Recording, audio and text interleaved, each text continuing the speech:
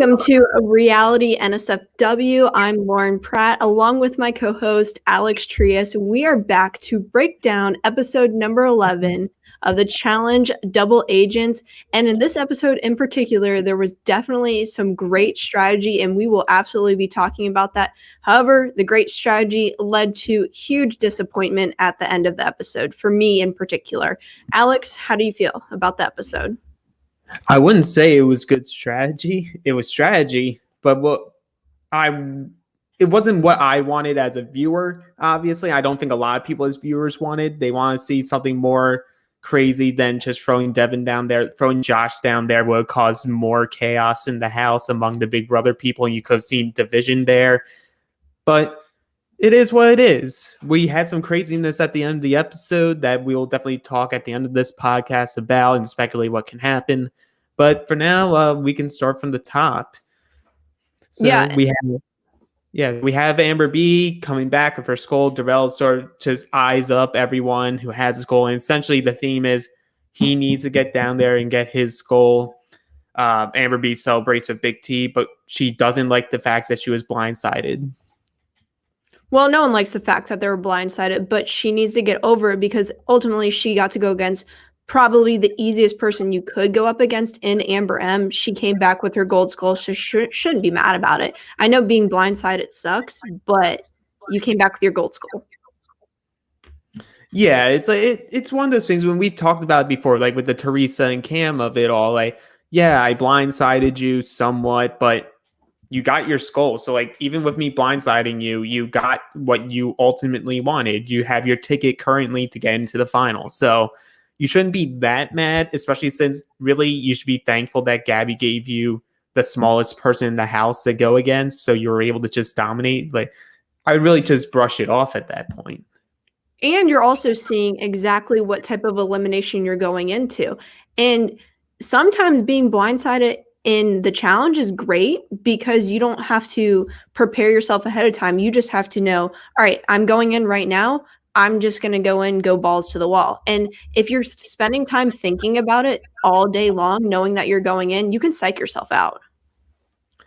Exactly. There's different philosophies for people who want, when they're going into elimination, how they want to go in. A blindside, you could get an adrenaline spike that really just helps you, or it just freaks you out and you just get crushed by that. And there's people, like you said, who overly prepare. And when you overly prepare, you get in your own head a lot quicker than if you just had the Band-Aid ripped off of you of, okay, you're going in right now, have fun.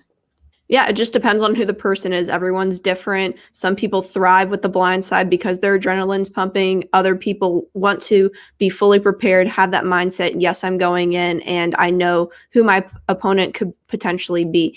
And that's what I do enjoy about this season of the challenge. It is unpredictable. We have seen so many different blind sides and people not expecting to go into elimination.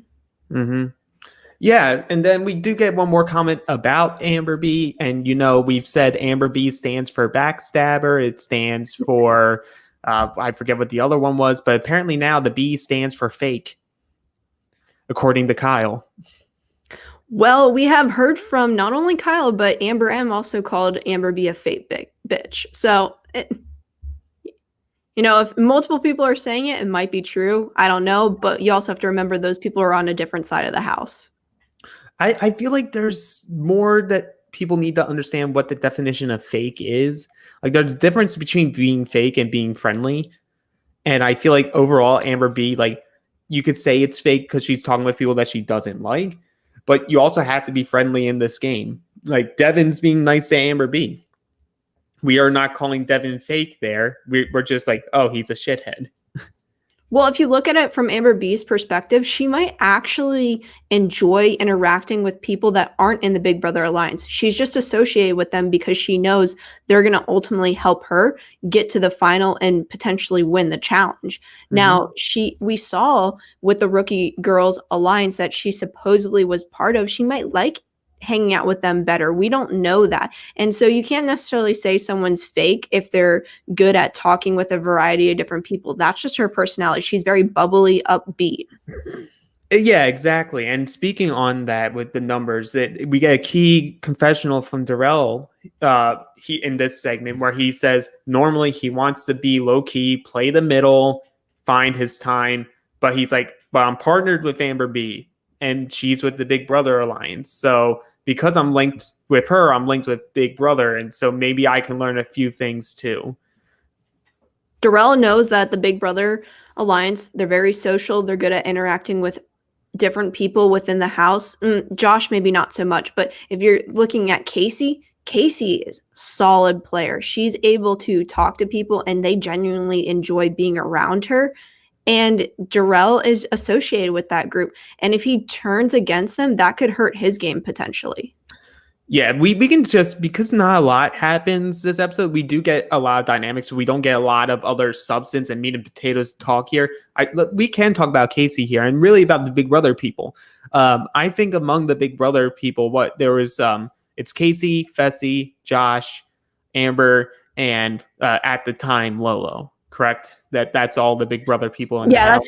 That's who they named in the Big Brother Alliance. Yes, yeah. Okay. So far and away, I would, if we're ranking them, Casey's number one on that board, and it's not close. And then, like, pretty far down, you then put Fessy in there. Because, yes, he's athletic, but what else is he really bringing to the table other than he's a number? You would put Fessy before Amber B? Well, just because I think as a player, I think he will win more eliminations than not. We still don't know everything about Amber. We don't have enough of a resume behind her to truly know. And plus, she was very purple in the beginning of the season, so we know even less. Whereas Fessy was sort of like there. I would put Amber right behind him. I'm going to disagree. I'm just saying, based on recent events, I would even put Amber B a little bit of a peg up there, just because Fessy's so bland. Yes, he might have Gabby that likes interacting with him, but who else does he have besides his Big Brother crew? Whereas Amber B has so many other people that she had been linked to previously on in the season. They're kind of pissed off at her now, but at least she was able to talk with all of them. Yeah, but like Fessy is able to get away with pissing people off more because he's just so physically imposing that no one's really going to want to offer, oh, let's put Fessy down there so I can go against him in elimination. Whereas Amber, you do see that. But I like by the end of the season, I could easily see myself having Amber hop over Fessy there. Then obviously at the bottom you have Josh and then Lolo, who wasn't really even a part of it. Yeah, I'm interested to hear from someone that's part of that alliance why Lolo was even with them, because we didn't ever see that entire group all together at once talking with each other. So I'm very confused on why she was even lumped in with them in the first place. Well, I think she was trying to look for comfort. She knew the Big Brother community at least a little bit, so that's where they scooped her up. But I think she falls under the same circumstance that Darrell's in. Like, yes, you're linked with Big Brother. You're with the power group. Fantastic for the early game. But when you're at this stage of the game, it is not beneficial for you, because you should be knowing if all of them have their skulls, but we don't have our skulls yet, are they really going to let us go in and get our skulls? Especially when most likely it would have to be against someone in the Big Brother Alliance. Like, they need to be realizing that like the Caseys and the Fessys and Joshes are like, yeah, we have our stuff. Like, it's such a shame you don't have your skull yet, but you're doing it for the betterment of Big Brother on the challenge. Thank you for playing. Well, you're spot on with that, because if everyone gets what they want and you're that one singular person that doesn't have yours, people could just say, throw you by the wayside. I don't care. I have what I need, and thank you for your vote. Goodbye. Yeah, because like you look at the guys' side of things, the people who don't have skulls are CT, Darrell, Nam, and Corey. And outside the non-back stuff, which we don't know how much the other castmates know about that, like he could be good at hiding it. 3 of those 4 people, I could see all the guys and some of the girls would be like, let's just block them from going in so that our guys have a better chance in the final. I feel like the only one that people wouldn't really care much about is Corey going down there, because I feel most of them would think they could beat Corey, if not there, but in the final. Yeah, more of the people that you would consider layups potentially on the season, they're the one that they hold the gold skulls at this point. And you just named off some huge heavy hitters that don't have a skull yet. And you have to also take into consideration who they're also partnered up with. The reason why last week when even Lolo was asking to go in, no one wanted to put her and Nam in because that would be stupid for their game. Why would I put in a team that's arguing and bickering with each other and I know that they're never going to win a daily challenge because they can never get on the same page? So my counter argument for them is put them in, have them beat people that you don't like. You see that they can't work well together. If they, for stupid reasons, stay with each other after winning their gold skulls, they're not a threat in the final because they're going to spend too much time bickering with each other. So I'll rebuttal that real quickly. The only risk that you have with that is, say you put them in, they could steal your partner. Yeah, that's the only, for this specific season, that's the only thing you would have to worry about. But yeah, it's stuff that you have to do. But continuing on with the episode, we do talk with Gabby and Devin, and them talking about like their rookie mistakes, and that even when you have multiple seasons under your belt, you make rookie mistakes. And you have Devin sort of talking about, he's showing his self-awareness of the fact that he understands when he makes mistakes, even if it's right as it happens, he at least acknowledges that mistakes are made, and that he's very self-aware that he can't be fake with people because he just has to be his genuine self. And his genuine self, for a lot of people, they find very annoying. But he's like, I embrace who I am, and I respect him for that. That's his personality. You either like it or you don't like it.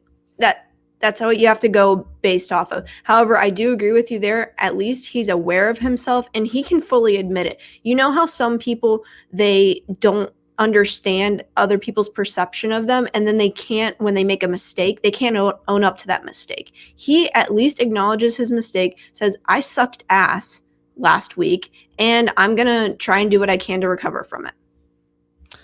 Yeah, it's like as a great Sue Hawk from season 1 of Survivor said, you sucked on that day. In reference to Kelly Wigglesworth, yes. Bringing it back old school, all the way to 2000. Hey, you have to bring it old school. But we then get, briefly, we have CT initial stages of the theme of this episode of him feeling locked out, and that if he wants to get in, he has to put his fate into his own hands and win a daily, and has a fun montage of training Big T, which was just adorable. I loved that scene. It was fantastic. It's what I needed on this episode. You have to have some lighthearted moments, and they have actually brought the most lighthearted moments on this season, and I'm totally here for Big T and CT. It's great. Yeah, I love that dynamic. Like, it will break my heart if CT wins a skull and separates from Big T, because I'm just like, I just want to see them stick it out. Like, I'm hoping that her performance today helped like perk that up a little more, where CT's not thinking, oh, I absolutely have to leave Big T, because, oh, look, Big T does have some talents. Who knew that she was on the swim team and took pole dancing lessons, you know? Oh, she was perfectly made for the mission today. She does have some talents, but you have also seen where her weaknesses lie, and those weaknesses are strong. It's not simply where she's just okay at them. She's actually terrible at some stages, and that can be very problematic going into a final. Yeah, but that's why he's training her on the Bosu ball. So we have that, and we go from adorable to a little cringy, and we have Josh and Nani. It starts out fine. Josh is talking about how he's just mentally preparing himself. He understands that he's seen as one of the weaker people with skulls. So he's like, Nani, just expect that at some point we're going to be put down there because they're going to try to take my skull. Whether or not it's a guy whose girls say, it might be me. Then it goes into this weird thing where you're not quite sure if it's just brother-sisterly messing around, or if Josh has, like, if not feelings, at least like a tiny little crush on Nani. And I was just like, oh man, like, she has a boyfriend also, Josh, like, chill. You don't have to be flirting with someone every season. It was really weird for me to watch. I know you and I watched the episodes together, and I just saw your reaction on the Zoom, and your face was just cringe. And that's how I felt inside too. We did not need to see that. It does not need to be a thing. Josh, I'm sorry, you don't have a chance with Nani, even if she was single.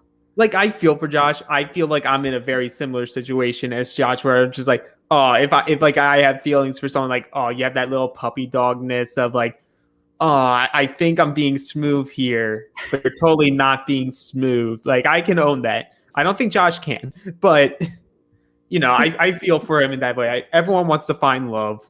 Let him find his. I do feel bad for him, but I just don't think if you have that personal connection with someone where it's not romantic, let it be that friendship. Because once you go over that hump and make it romantic, you can never go back to the true friendship if it doesn't work out.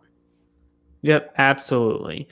We move from that, we transition to the first stage of setting up the Lolo quit. Lolo's venting to Darrell, talking about like, I train for Olympics. I should be training for it right now. I'm not used to losing so much. Like, I might leave. And we have Darrell talking about how like the Olympics and the challenge, it ain't apples and oranges. It's more like peaches and asparagus. Darrell's spot on. He couldn't have said it any better. There is no correlation whatsoever between the two, and I'm glad Darrell was able to articulate and explain that to everyone that's sitting in the audience, because we all feel the same way that Darrell does. And Lolo, time and time again, she just does not get it. She does not get it at all. But I think the issue is she does get it. Like, she's right on the like, as much as people want to say, oh, she's delusional, she's crazy, like, she's accurate. She has her pulse on what's going on. She's like, I just begged my own alliance to put me in, to give me a chance. Like, we're supposed to be all going in together, and they wouldn't even help me out. Like, I'm literally being frozen out. And there's you do get a point, I feel, when you're in there and you're in there for that long, like, it becomes like, is this just a big waste of my time? Because I'm here to compete and they're essentially preventing me from doing it. Well, she's sitting there pouting about it. Yes, you came there to compete. Back it up. Win a daily challenge, which she has failed to do. That's nobody else's fault but your own. There have been specific challenges that her and Nam definitely could have come out in first place, and they just weren't able to pull through. That is no one else's fault. And yeah, if they're trying to make sure you don't go in, smart strategy on them. I don't want to go against Lolo in elimination, and most of them don't either. You heard Nani say it on the episode tonight. And it's good strategy. That's the way that the season works. Tough shit. Oh, yeah. And you see that when she does leave, she does own the fact that she wasn't able to do it herself. Like, she does admit to that. But, like, Lolo could have been a perfect person for them to use in the early game to take out someone that they didn't like, that wasn't in their group, like, and still line everything up to get their own skulls and not have to face Lolo. So there was a possibility there that could have happened, but they were still figuring out the game at that point. And if I was in that situation, I still wouldn't put Lolo down in there, because I don't want to risk it. I don't want to have to face her or like be around her if she's not doing well in the final, because I think that would be worse. As you just said, too, we're in the later stages of the season. Now everyone's worried about, let me get my skull. And there's no real clear-cut opportunity for you to put Lolo in for her to get rid of someone that you want gone. It's just too hard, especially because you have to factor in the house vote. Who are the double agents this week? There's so many different elements that you have to look at. Absolutely. But with that, we transitioned into it's mission time. You see a speedboat, you see a helicopter. It's Operation Airlift. One team at a time starts on a speedboat. A helicopter is going to cross by with 2 hanging ropes. You must, as it's passing the boat, get the rope in your hands, get onto that rope and hold on tight until you reach the drop zone. You drop and you swim to the platform, hit the button. Fastest team becomes double agents. I was super excited when I saw them explain it, because that's something I would love to be able to do. Your adrenaline has got to be pumping when you're on that speedboat, knowing that you have to go, then grab the rope, be able to hang on as long as you can, and drop at the perfect time. Because really the biggest strategy with this is getting as far as you can while holding onto the rope, so you have to swim the least amount. Exactly. I like these type of challenges, the straightforward ones where there isn't a ton of other stuff going on. It's just get from point A to point B. You have to hold on to a rope, fall, and swim. It's very straightforward, but it can still be outdone. But what makes this particular one and this episode really good, despite not even having elimination, was throughout this mission, we were getting a lot of conversation about teams and how people were feeling with their partners, which we hadn't been getting the last few episodes. So this lasted 50 minutes. And I was fine with it lasting 50 minutes. Like, I normally don't, but in this case I did, just because we were getting other information. You were getting a lot of extra sound bites from people because we need to know how people truly feel about other teams. And when you're able to hear it from someone in a confessional, that's truly how they're feeling. If you're hearing someone talk about someone else kind of when they're standing around, lingering, waiting for their turn, they may not really feel that way because there's so many other teams amongst them. Yeah, exactly. And going into this, like, I wasn't sure which teams were going to be like the out in front great ones, because like you do have Leroy and Casey who are like, they've been strong throughout all the challenges, but Leroy is probably the weakest swimmer of everyone, of all the guys remaining. So you're like, okay, pretty good. He looked pretty good from what he normally does in swimming. I was very proud of Leroy. It looked awesome. Yeah, I thought they did really well. And you also see there the dynamics between Leroy and Casey. They have gone from like episode 2 or episode 3 where they were like, we're not even going to tell each other our strategies, like we're doing that, to now they're like very much motivating each other, really giving each other encouragement to keep going forward. They helped each other with their eliminations. Like, you're seeing a real good connection growing with these two, and I would fear them in a final.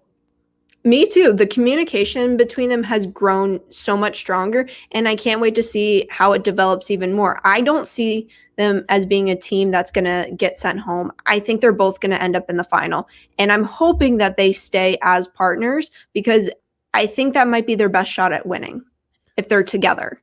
Yeah, like I think they would be a strong duo in a final. They're both not the greatest with puzzles, but I think Leroy's at least decent with them, or has gotten better with them. As long as there's not a lot of swimming, and there's not going to be a lot of swimming if they stay in Iceland, which this was made during the pandemic, so it most likely stayed on location for the final. They're a good team. Another good team, Amber and Darrell.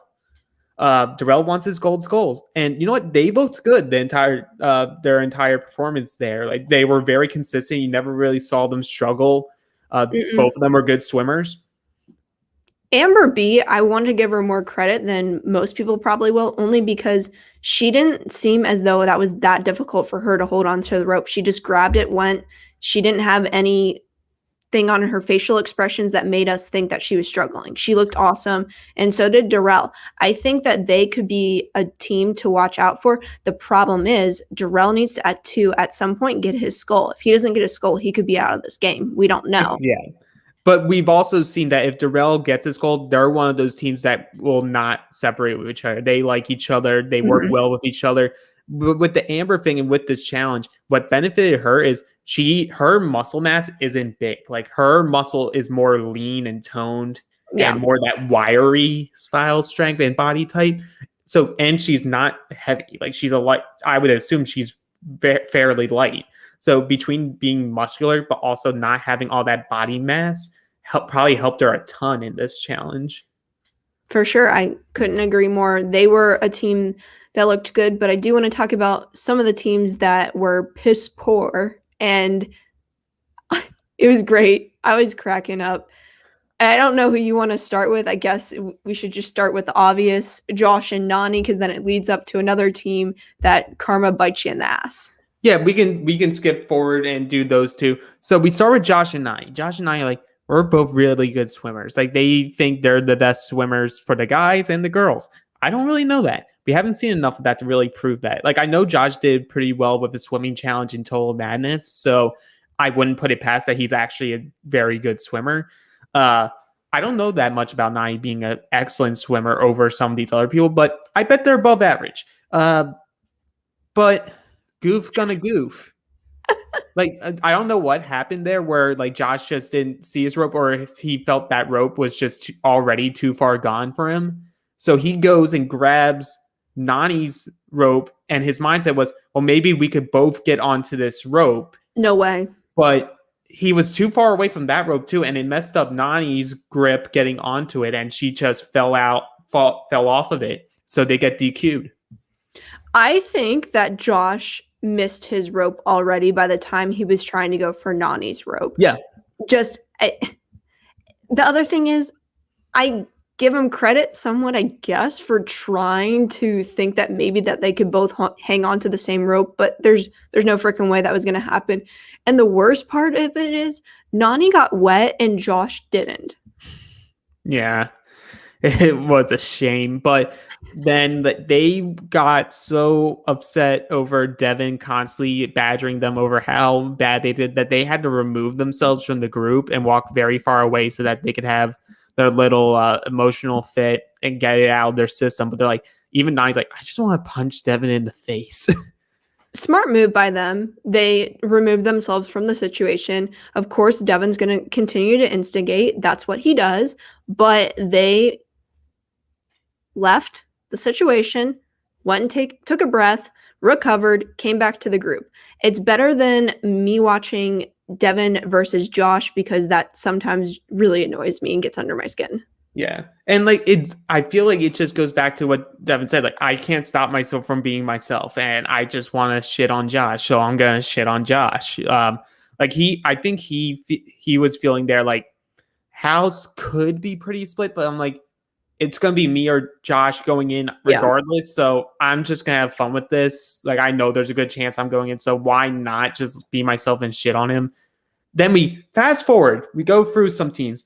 And it's now Devin and Gabby's turn. I just have to add, if you are shitting on someone else's poor performance, you better be able to back it up because that's way more embarrassing than them messing up in the first place. Oh, yeah. So Gabby has no problem getting onto her rope. Devin had an issue getting onto his. And so they get DQ'd. He comes back. But the difference between him and Josh and Nani got emotional about it. Devin made fun of himself over it. So like everyone's bagging on him, but what makes it not fun for them to bag on Devin is Devin is like me, very self-deprecating. So he's like, oh, I fucking sucked. Like, oh man, I'm the worst. Well, we were so close. No one can pick on him really because he comes back and knows that he shit the bed with it and he's just taking it in what everyone's saying to him, and they don't constantly poke and pry because they know it's not getting under his skin because he's making fun of himself, which Josh, I think if he started to do that, Devin would leave him alone. Devin just knows I can get under Josh's skin and I'm not going to let up because I know it bothers him. Whereas Devin, people leave him alone because he is someone that makes fun of himself.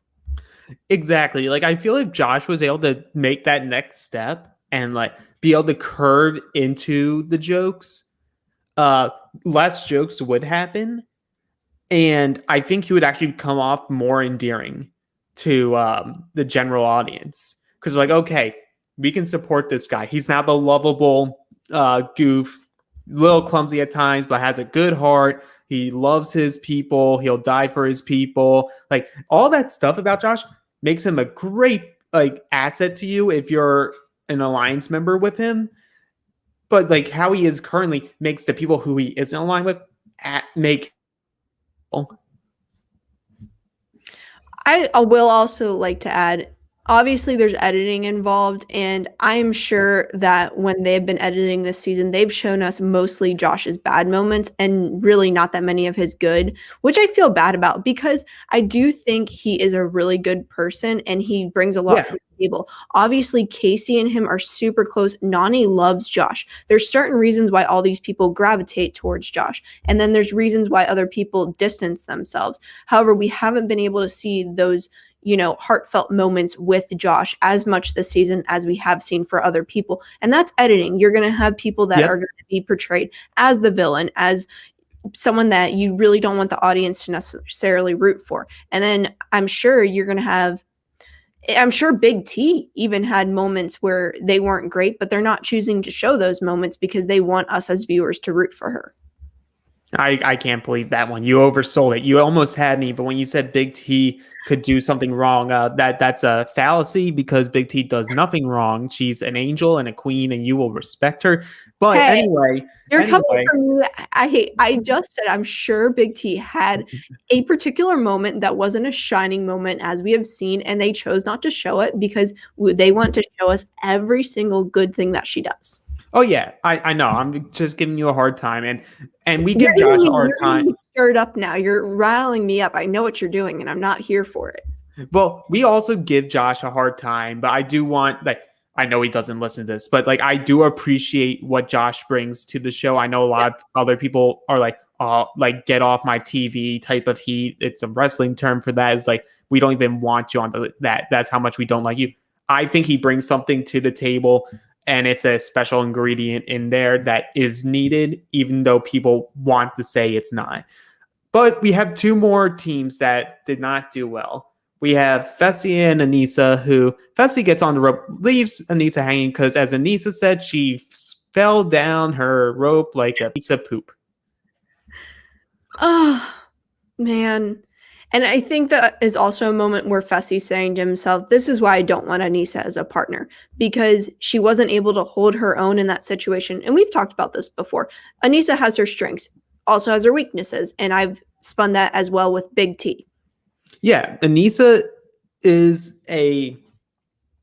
another version of Big T, or we should say Big T is a version of Anissa since Anissa's been here longer. It has the tenure, and spoiler, it may or may not be on this Challenge All Stars season. But her thing is the social game, the political game, like. That's her specialty, and then like give her a physical elimination and she will do well, or a puzzle. But physical endurance style challenges and missions are not going to be her thing. No, and she owns it. She owns it. So I respect her because she also is someone who can make jokes about it because she's comfortable in her own skin. Well, and we see that she's had the experience. You can tell people that have been around for a while because they can deliver themselves in confessionals. Darrell, yes, they don't show that many of his confessionals, but everyone that they do show, it's pure gold. It's great. Yeah. So let's get through these other teams. Lolo and Nam go. They look like they're doing well. Lolo says it's the hardest thing she's ever done, holding herself up with the rope. Apparently one of her shoes pops off when they landed to the drop zone, which causes her to drag and have to do a backstroke in. Does that? I'm a swimmer. I don't think losing a shoe really affects too much, especially when you're what looked like was like skin tight, like diving style suit. It is what it is. She can't accept failure, so you have to, when you're an athlete, you make excuses. Yeah, you have to cover your bases, and you can't just own up to your shit. As we have said, there are certain people that are able to do so. She is not one of them. Yeah, and I give Nam tons of credit for doing these challenges while having his back pain. We don't know how serious it is. We just hear him saying for the second week now, a very sharp pain going through his lower back. That's not easy to do, especially when you're in freezing water. In swimming, so all props to him for competing. Absolutely. I have enjoyed seeing Nam this season. I do think he's going to be someone that they probably, unless for some reason he wins it, I don't think he's going to be someone that they're going to bring back. He's exciting at moments, but he didn't give me enough where I say, oh, I can't wait for Nam to be back on a future season. Now, if he wins it, that's a different story. The way the storyline's going, I just don't foresee him doing that. Yeah, you could just bring Joss back if you want to have someone who's like a meat castle of a person, just doesn't bring much in terms of personality or charisma, but is great at the challenges. That's Nam essentially. Unless he perks it up a little bit and gets more animated, he could be back for another season. But you're not seeing me go oh, I need Nam back on it the next season. But we have two more teams left to discuss. Then we're going into our break. We have Kyle and Cam. Kyle is a shark. They love each other as partners right now. I think Cam was hesitant at first with Kyle, but they really embraced each other and they did a hell of a job there. love lifting each other up. Like they in their confessionals give each other so many compliments. It's insane how much they're like in sync now. They have great camaraderie with each other. I appreciate that partnership. I do think that they could do potentially well in a final together if they get there. We will see. However, let's talk about the real winners. Okay, yeah, it's the big CT. They're like just like they're talking beforehand, and CT's like, "I'm proud of you, no matter what. Just grip on for dear life. Don't let go. You can do this." And Big T does it all right. And she gets on there. CT's like, "Oh, I have my ugly face on. I'm doing everything I can because I'm heavy. I need to do everything to keep myself there." I look over at Big T and she's just smiling. It's like she's at Disney World. You said like during one of the commercial breaks, like she's just having a grand old time. Like, "Oh, I'm here. It reminds me to dive." A kid at Disney World being on the carousel or any other ride, just the smile on their face. It was great. She was not even struggling. It was fantastic. Yeah, and then they get in the water. CT drops first, then Big T. Like Big T gets a little bit closer because of that, but she beats the swimming part of it. And we find out after they press the button, like she's like, "Oh, I didn't want to tell anyone, but I did swim. I was on the swim team in high school. I didn't know if I was going to be rusty or not." And he was like, "But what, and the rope? You did rope climbing?" And, "Oh, I did pole dancing. I took some pole dancing lessons. You should try them." Priceless. You can't ask for anything better. You just can't. And I'm so happy that they won because they finally get to have their moment. Yeah, well, it's their second moment. But here's the thing. When I say their moment, CT essentially won that challenge for them. Oh, yeah. In this one, it was more of a partnership for me. And I would say Big T stole the show with it. So I get it. Yes, it's their second one. But I will say in terms of a team dynamic, definitely this one in particular, it was both of them having to work extremely hard in order to get the victory. Yeah, so they say normally we give our top 3 performers for TJ's like, I ain't about that life today because only one team dominated by so much. It was CT and Big T. They're your double agents. And we'll figure out the fallout from that after a break and a word from our sponsors. Winter's here and it's crazy cold outside. But what you don't know is you should still drink more water. By the time you feel thirsty, it's too late. You're already dehydrated. You can't focus and you feel tired. Drinking enough water is critical for a healthy lifestyle that you're trying to maintain. It increases your brain power, boosts your productivity.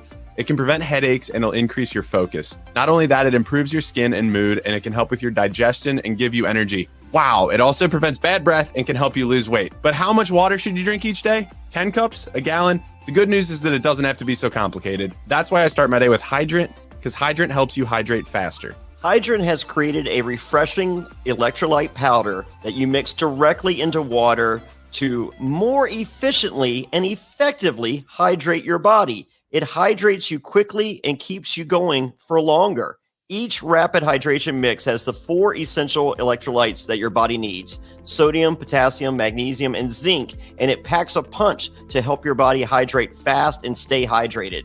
If you're looking for that extra boost of energy, there's also Hydrant Plus Caffeine, which contains 100 milligrams of caffeine from green tea. Hydrant is backed by research. The formula was developed by an Oxford scientist. It also is loved by pro athletes, top performers, celebrities, and has thousands of 5-star reviews. It's made with real fruit juice powder. It's delicious and refreshing, and it comes in a variety of flavors, including iced tea lemonade and fruit punch. My favorite personally is the grapefruit. It's a classic and I go back to it. It's delicious. Plus, this stuff is backed by a 100% satisfaction guarantee. If you don't love it, you can send it back for a full refund. You really need to try it for yourself to see what I'm talking about. It tastes incredible and it works. Well, Hydrant starts at just $1 a packet for a 30-day supply, and you save even more with a monthly subscription. And it's so easy to get. We've got a special deal for our listeners to save 25% off your first order. We're not kidding here, folks. 25%. Go to drinkhydrant.com/survivor and enter our promo code SURVIVOR at checkout. That's DRINKHY drinkhydrant.com/survivor and enter promo code survivor for 25% off your first order. That's drinkhydrant.com/survivor. Enter promo code survivor to save 25%. And we thank them for sponsoring the podcast. Growing up, cereal was one of the best parts of being a kid, but I had to give it up because I realized it was full of sugar and junk that you really shouldn't eat. I've been trying to cut down on carbs, sugar, and unhealthy food and realized I basically can't eat anything anymore. Now, I've been drinking protein shakes and powder for years, but finally found a delicious way to get my protein before and after workouts. And I know New Year just hit us and we're all trying to eat better if we're sticking true to our goals, but healthy breakfast doesn't have to be boring. Magic Spoon has the amazing flavors you love, but without any of that bad stuff you want to avoid. But Zack, Magic Spoon has released a brand new variety pack now featuring peanut butter. Nice! They released peanut butter as a limited edition flavor in 2020, and it sold out 3 times. Peanut butter's gotten so much love that they've decided to keep it permanent and add it to the bestseller variety pack, which also includes frosty, fruited, and cocoa. 0 sugar, 13 to 14 grams of protein, and only 4 net grams of carbs in each serving. We're talking only 140 calories a serving. Plus, it's keto-friendly, gluten-free, grain-free, soy-free, low-carb, and GMO-free. I love Magic Spoon cereal, and I am so stoked that peanut butter is here to stay, and it's so good mixing it with the cocoa. Excellent. That's how I like to start my morning. Jonny, what's your favorite? Oh, yeah, the cocoa peanut butter combo. Now, I'm not going to say what my favorite candy is because I try not to eat candy, but it's the cocoa and peanut butter combo. That's what's going on, and that has changed my mornings for the rest of my life. Oh, it's so good. So you should head to magicspoon.com/survivor to grab a variety pack yourself and try it today. And be sure to use our promo code SURVIVOR at checkout to save $5 off your order. And Magic Spoon is so confident in their product, it's backed with a 100% happiness guarantee. So if you don't like it for any reason, they'll refund your money, no questions asked. That's magicspoon.com/survivor, and be sure to use promo code SURVIVOR at checkout to save $5 with your order. Remember, get your next delicious bowl of guilt-free cereal at magicspoon.com/survivor and use the code SURVIVOR to save $5. Thank you, Magic Spoon, for sponsoring this episode. And we're back. And so really the second half of the episode was only 30 minutes. We didn't get a lot. There was no elimination. So we're going to just hit on the main points here. So first we have the CT story arc. CT wants to go in. He really doesn't care who he goes in against, but he likes Devin. Devin's on his side. He's his numbers. He knows he can beat Devin in the final. So he's like, I don't want Devin. Give me the goof. Anissa said, who's the goof? She should have known who the goof was. But I liked his and somewhat of Devin's argument there. It's like, for first, it's like incentivizing the teams with goals. Like, hey, if you put in who I want you guys to put in, I will stick with Big T. I will not steal your partner, Leroy, and I won't steal your partner, Kyle. Like, vote with us. You guys stay together. No questions asked. I'm sticking with Big T. You saw how Big T did today. I'm so proud of her. I'll work with her. Like that, in theory, that should have been enough at this point. Because if you're Cam and Leroy, yes, the Big Brother group helped you, but it's like, what else do you owe them? It's an excellent strategy on CT's end. However, the issue is you don't know if you fully can trust CT. He could very well make that pitch, make that statement, you vote his way, he gets what he wants. All of a sudden, he can do a move, steal one of your partners, and then you're in deep shit. The thing is, you can't trust anyone. So you have to put some trust at some point, and you have to take some risks. Like, either way, you're not getting your skull taken away. So, oh no, like, I have a new partner. Like, I can just try to maneuver things to get them back. Like, okay. But they're running out of time. They're potentially running out of time. You don't know how long until they're going to eliminate the eliminations and all of a sudden say, congratulations, you made the final. It's getting pretty close to the end based on how they're shaping it up to be. So I would be very concerned if I gave him specifically what he wanted and could fear and lose one of my partners. I don't know how I would feel about that, but I get what you're saying. CT made a really good pitch. So either way, either direction that it ended up going in, it's beneficial for both sides potentially. Exactly. Then we have club time. Big T and CT are the fun police, and if you're not having fun, they're gonna put you in. A lot of laughter. They have their time.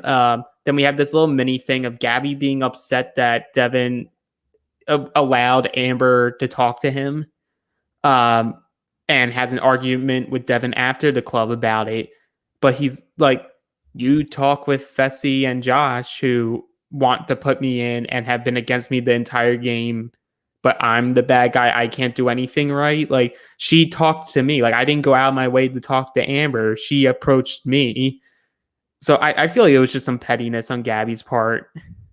It's a lot too. We know that they had all been drinking at that point. Also, you have to factor in as well, Devin made an excellent point. That's a you and Amber B thing. That has nothing to do with me. If she chooses to talk to me, I'm not going to just disown her.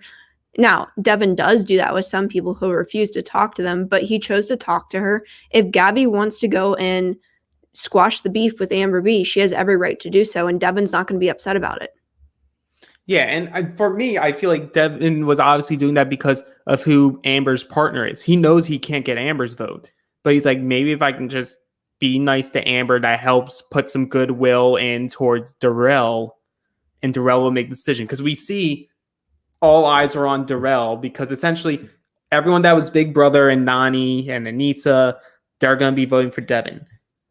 The Kyle, in their theory, in their eyes, are like, well, Leroy, Cam, Kyle, that group is going to be voting for Josh to go in. So it was like they're doing the math, and it's all going to come down, in theory, to Darrell. Obviously, we know that's not the case with how we see some of the people vote, but in theory, it was up to Darrell whether or not Josh or Devin were going to be going in. And it was interesting to see, too, during the deliberation point, Darrell saying, I'm in such a tough spot. This is one of the hardest decisions I've had to make. I think he's made tougher decisions than this one. Yeah, but you're bound for hyperbole in any situation. Like, that's why, like, every season, this is the best season ever. Just wait. Season ends. Now, this is the best season ever. Just wait. It's like, it's hyperbole. But at that point, you're also trying to, like, endear yourself to even the side that you don't pick, because then you're like, you think they're going to come off like, yeah, I know you had such a hard decision to make, man, but it is what it is. We forgive you. Instead of just going, oh, no, I'm planting my flag right now. He was doing everything he could to still make his decision, but still technically be in the middle. Yeah, he doesn't want to piss anyone off, and that's Darrell's game, which is a great game to be able to play. Yeah, absolutely. So essentially we get into deliberation, and it's a more cordial argument between Devin and Josh because they both understand what's happening here. Josh is like, you know what? I have my numbers. It doesn't make sense for them to go against it and put me in. I have to just blindly put faith in them, and I'm going to be voting for you, Devin. Devin makes, though, like, it doesn't work, but he does make the right arguments in essentially saying, I'm offering myself as a layup to any of the people here who don't have skulls, and for some reason they don't get in. The people who do have skulls, I'm the worst person among the people with skulls, so you have no incentive to get rid of me. Yes, I'm annoying, but in your game, it makes no sense for you to take me out right here when either the people with skulls, someone can take me out, or you have an easier chance to win. Devin is amazing at what he's able to explain to people because, yes, it didn't work, but you got people's wheels spinning. I guarantee there were still people thinking about it. His pitch was fantastic. And Josh's rebuttal, not the best, because I don't think Josh is better speaker than Devin. Devin has done this many more times than Josh has, and Devin has a craft with this. This is what Devin is good at. Josh, on the other hand, this is not his bread and butter. But I will say, I did enjoy what Josh said at the end, where clearly I'm going to vote for you. You're going to vote for me. Let's basically let them make the decision that they're going to do and what's best for their game. So by Josh saying that, there was no argument created. It's kind of saying, all right, you're going for me. I'm going for you. Let everyone else figure it out. Exactly. So I think it was a good deliberation. We then go into the votes. You see a lot of people voting the ways that we thought they were going to vote. We do see, though, what ultimately I feel makes a difference. Yes, we see Darrell ultimately votes for Gabby and Devin, but we see after Leroy and Cam, or not Cam so much, but we do see Leroy talking about, oh, I don't want to give him Josh. Let's just give him Devin. I don't really care. Let's just do Devin. Devin doesn't get their votes because Leroy and Cam vote for Lolo and Nam as burn votes. I hate burn votes. But, I mean, if that's the strategy you want to play, go for it. If it's best for your game, do it. It's just we have seen in the past where burn votes have killed other people, and then they're all of a sudden shocked that they're eventually going in because they decided to burn their vote. It's a risk to do so. It is a risk always to burn a vote. But in this scenario, it turned out okay for them, and it really didn't factor in too much the vote anyway. Yeah, see, for them, the only way that didn't work was if more people ended up voting for Josh, and that would required Big Brother people to vote for Josh there. And then CT and Big T would have seen, oh, Leroy and Cam didn't vote with us. Mm-hmm. But obviously, Big T doesn't care about that because Big T wants to be partnered with CT. That could give CT more of a vendetta, though, going like, oh, well, you guys didn't vote the way I want. I'm taking Cam. You said you wanted me as your partner. Now you have me. But we'd see ultimately that Gabby and Devin are to vote. But before we even have a chance to go to elimination, Lolo says, I'm peacing. I'm quitting. Yeah, I really don't have much to say about it. It kind of ticked me off because I get it if you don't watch all the seasons and everything and you're upset that you're not given a chance to go in. And I talked about this earlier in the episode. You have every opportunity to win the daily challenges, to be the double agent, and you fail to do so. And I'm not someone that enjoys quitters.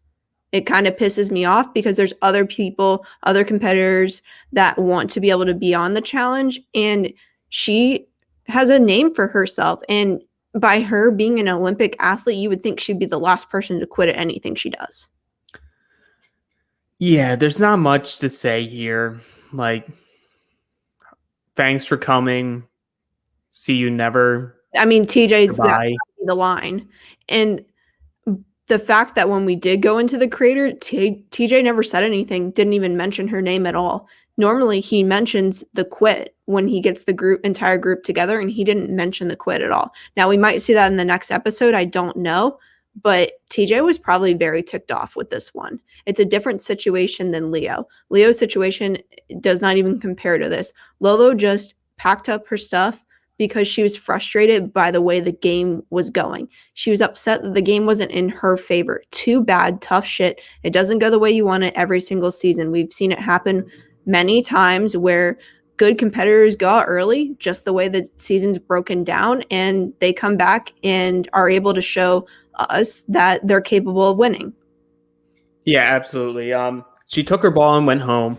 The excuse of I need to train for the Olympics. Well, if you needed to train for the Olympics, you shouldn't have come in the first place. The Olympics are big time stuff. You shouldn't be allowing yourself to go on reality television then. Like, your job is to compete for the limited amount of time that an athlete's able to compete at an Olympic level. So I don't have that much sympathy there. Like, I have sympathy over the fact that her situation sucked in the game, but I'm not someone who would quit a game. But, not everyone has that medal, You can't quit something that isn't going your way. You follow through with it, and then you come back another time and show a different side of you. It's frustrating because, as I said, so many people that want to come back, want to make a return to the challenge, and she took someone's spot just to quit. Yeah. But because of that quit, maybe revolves around what happens at the end of this episode. So we only have a couple minutes left after she quits. So they get to the crater elimination activated stuff. They go down to the crater. Devin and Gabby are revealed as the compromisations. But right as they step into the crater, the screen pops up, security breach. Yep. And TJ says, like I told you, not everything is as it seems. So, and that's where it's left off. We see in the preview, they're in this like dark room that's flashing in red light. We see some heated arguments coming up. Apparently someone talks down to Big T or says something about Big T, and Big T takes very much offense to that. And we see Nani crying, saying, I just don't even know what I'm doing, or something along those lines. So it seems like we're going to get some big drama from whatever the security breach is, and there's going to be ramifications, which, you know what, for this season, I've enjoyed this season. I know a lot of people have said it's gotten very boring, very stale, but I think next episode might be what helps perk it back up. You always get that dull moment in the middle of the season where there's not really much content, but if next episode is able to deliver, which it looks like it's going to, there's going to be fireworks, there's drama, there's people crying, and whatever that next mission looks intriguing to me. So I'm excited to see how that shakes out. Well, it's like we don't even know if it's a mission. It could, like, in past seasons they've had those whatever they're called, the mass elimination ones. So we have no idea what's going to happen. Like, they left no context there. Like, we don't know, the elimination's still going to happen for Devin and Gabby because they were the house vote, or because of this quit, essentially that vote becomes null and void and we're doing this thing instead to eliminate a couple people, whether or not it helps balance out the numbers. But we're left predicting, and you know what? That's the best thing they could do, because now it's going to spend everyone like us on these podcasts spinning our wheels going, well, what could it be? What's going to do? And the general audience is definitely going to come back for the next episode, because not even in the preview do you get enough context of, well, what was the security breach? No, we don't get any of that. All we know is that Devin and Gabby were down in the crater, and then the security breach popped on. We have no idea where they're going from there, and I'm excited. Can't wait to see how it unfolds, but that's all I have on my end tonight regarding this episode. Do you have anything else to add? No, I think we summed it all up. Thank you for everyone who stayed for this trip of an episode, and for listening to us tonight. We appreciate having you guys here and listening to our feedback on this show. Yeah, absolutely. So thanks, guys, for joining us on Reality NSFW. Jonny and Zack will be back tomorrow night live with special guest Devin. Believe it or not, Devin from this season will be joining Jonny and Zack, and I'm sure he has a ton to say. Please tune into that tomorrow evening. It's going to be fantastic. It's going to be great. And I'm sure there's going to be drama and fireworks involved. Yeah, I'm very excited to hear from Devin. I am a Devin fan. I like what he brings to the show, so I will enjoy listening to him and I will make sure, just like him, I'll stay on brand and have a cold beverage while I listen to it. But if you liked what we did tonight, please click that thumbs up. It helps get more traction for this video. Click that subscribe button and hit that bell for notifications so that you have access and are notified whenever we put out new content on Reality NSFW. And if you want to be more involved, become a patron for Reality NSFW. Join the Facebook page, Fruit, where you get to meet other patrons. It's a great community, and you get patron exclusive content from Matt Bischoff, Johnny Fairplay, Zack Hacker, and Karen Eisenberg, where they give patron Q&As, and they're covering Australian Survivor for people that need that fill of Survivor content. That's the place for you. But until that next time, we're out. Now that the holidays are over, it's all too common to set health goals that never actually stick. New Year's resolutions of the past, we're looking at you. And when it comes to eating better and consuming less sugar, let's be honest, most healthy snacks don't taste very good. They don't fill you up, and they certainly don't satisfy your cravings. This episode is sponsored by Monk Pack, who makes snacks that taste like our favorite sugary treats, but with less than 1 gram of sugar. Monk Pack Keto Nut and Seed Bars contain less than 1 gram of sugar, 2 to 3 grams of net carbs, and they're only 150 calories. They're great for anyone following a keto lifestyle and the perfect snack for anyone who is trying to eat better or cut back on sugar and carbs without sacrificing taste. Yeah, that's so true. I'm personally not a keto eater, but I love these nut and seed bars. I try to have one of these always on me for a snack because I'm usually trying to train for a new running distance I'm trying to hit. I think 2021 is going to be the year for my first full marathon, and I think Monk Pack Keto Nut and Seed Bars are going to help me get there because they're giving me the energy I need and the nutrition I need to make those health goals possible. Wow. Monk Pack Keto Nut and Seed Bars have the perfect balance of sweet and salty, a crunch from whole nuts and seeds, but still manage to be soft and chewy. How do they do it? They come in delicious flavors like sea salt dark chocolate, pecan almond, and my favorite, no contest, love these so much, game changers if you will, the peanut butter dark chocolate. So good. They're perfect for a quick snack to satisfy your sweet tooth without any guilt. Enjoy Monk Pack Keto Nut and Seed Bars as a quick breakfast, while running errands, or after a workout. In addition to being keto friendly, these bars are gluten-free, plant-based, and non-GMO. So with no soy, trans fat, sugar alcohols, or artificial flavors. They really taste incredible, and you can't beat the low sugar nutrition or taste they provide. And by shopping online, you can avoid another trip to the grocery store by getting Monk Pack delivered right to your door.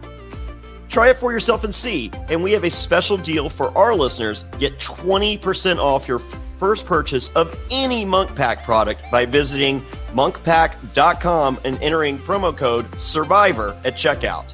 And Monk Pack is so confident in their product, it's backed by a 100% satisfaction guarantee. So if you don't like it for any reason, they'll exchange the product or refund your money, whichever you prefer.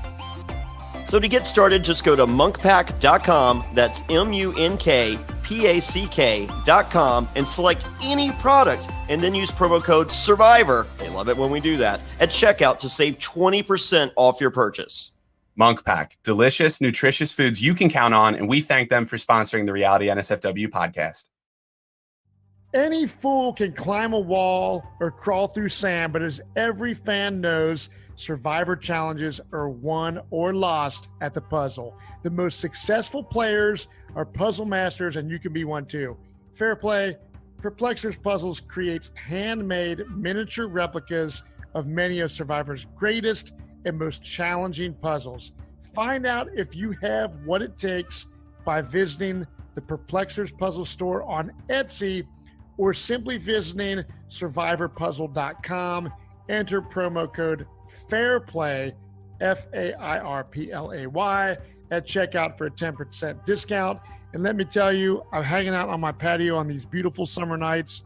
I have Zack coming over to my house, and we did the fire puzzle, the season 40 puzzle. I got the tree puzzle, and Zack was like, dude, these things are fucking awesome. So if you are a fan of Survivor, as Zack is, and I know he has a true, authentic Survivor puzzle that I have personally done, these Perplexers puzzles are the real deal. So go to survivorpuzzle.com right now, enter promo code FAIRPLAY at checkout for a 10% discount, and I promise you, you will not be disappointed.